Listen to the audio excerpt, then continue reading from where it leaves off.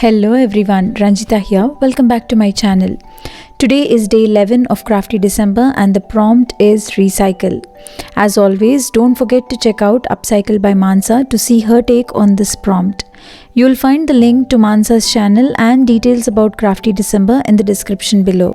I love chocolates, especially the ones that come in pretty boxes. So since today's prompt is recycle, let's quickly recycle this chocolate box.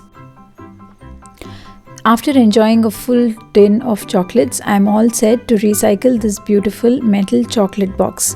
Since this is a metal base, I always prefer to prime my metal base with a metal primer. This is a very important step. So I will first coat a good coat of this metal primer onto my lid as well as the box. I will not be coating it on the inside because I will be layering it with cloth. But the outside and the exposed surfaces I am going to cover it with this metal primer. So here, as you can see, I have coated my lid and base completely with the primer and it is completely dry now. For today's project I am using this filament decoupage paper from Itsy Bitsy. Before using the paper, I am coating this top surface with a white acrylic paint because this is the first time I am using the filament papers and I was not sure whether it will be transparent. So I wanted to go safe and go on a white base for decoupaging this filament paper. So I am quickly giving a coat of white acrylic paint all over the top of my lid. Once dry, I will check it and if necessary will give a second coat of acrylic paint. So here, as you can see, my paint is completely dry and I have also fussy cut the images from the decoupage filament sheet. So I'm all set to decoupage it. For decoupaging this sheet onto the base, I am using Mod Podge. I am carefully applying a thin layer of Mod Podge in sections and I am sealing this tissue onto the base. This filament paper has a feel of rice paper, so it is very easy to work with, especially for beginners. You absolutely do not get any bubbles while working with this paper. So if you are a beginner and trying to get your hands on this art, I think filament paper would be a good try for you. So as you can see here, I am carefully applying the decoupage glue first. You can use any decoupage glue, but here I am using Mod Podge. I am applying a thin layer of Mod Podge and then I am sealing my tissue onto this. While sealing the tissue, I am carefully running my fingers inside out so that there are no bubbles entrapped in between the tissue. Once I am done doing the borders, I am now sealing the elephant to the base. I am repeating the same process. I am decoupaging the elephant onto the base in parts. First I am applying a little glue and then adhering the tissue to the base. And then I am repeating the same thing until the entire elephant is sealed properly. Once I have adhered my tissue, I am placing a plastic sheet on it and gently rubbing my fingers so that any excess bubbles would come out by doing this. So my tissue and border is completely adhered. Now I am carefully sealing it with the same decoupage glue. Like I said, I am using Mod Podge here. You can use any decoupage glue or else you can use a general white glue and dilute it with water in the ratio of 1:1. This would be a good DIY decoupage glue as well. Always seal your napkin or tissue before moving ahead to blend it into the background. This will seal the tissue and prevent any paint from seeping into the tissue. So as you can see here, I am carefully lining this elephant. I am playing around with shades of blue and red here, just like the colors that are there in the tissue. This is a very personal way of decorating your tissue. You can just leave it blank or you can blend it with the background. I am playing around with different shades of blue. For today's project, I wanted to make this tin to mimic an antique metal finish. So I'm not really bothered about blending the colors too much.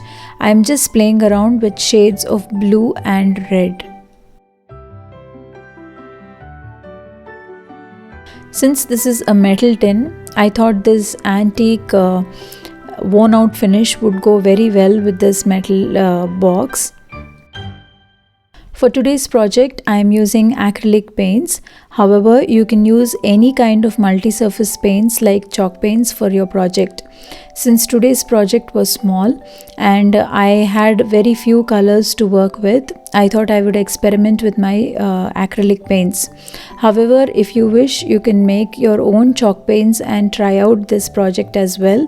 I have a detailed video on how you can make your own chalk paints in whichever shade you wish to have.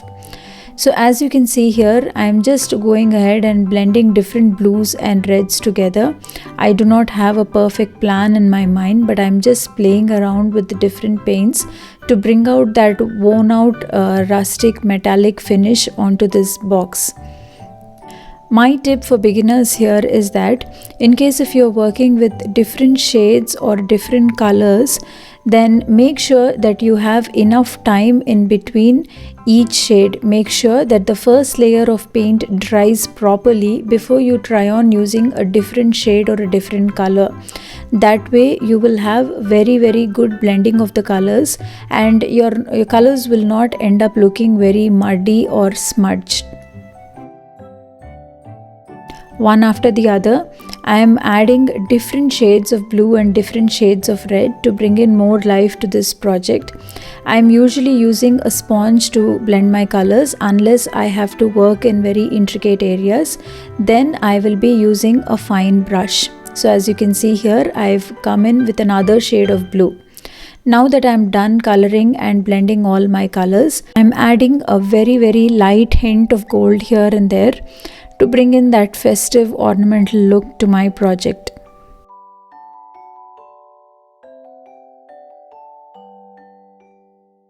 I am dipping my finger into this metallic chalk paint and I am just roughly adding gold here and there randomly. I am not covering the entire surface with gold, or I am not adding too much gold, just hints of gold here and there so that it brings in that antique look. Just a little touch of gold has brought in so much difference into this project. I'm just adding highlights with the gold here. In fact, I'm not even taking too much paint into my hand. I'm just dipping my paint in hand, removing off all the excess, and it's kind of dry brushing. When I want to add such subtle details, I prefer using my fingers because I would have more control on spreading the color. This is the reason I tell you always have to have your layers dried before adding an extra layer over it. Then you would have less smudging and your colors would be more vibrant and visible. So here our lid is completely done. Now we will go ahead and finish off the box. For the box, I am not giving any white coat prior to painting it because I am not doing any decoupage. I am directly painting it with the reds and blues. But I have given a metal primer. Giving a metal primer coating before painting on metal surface is very important.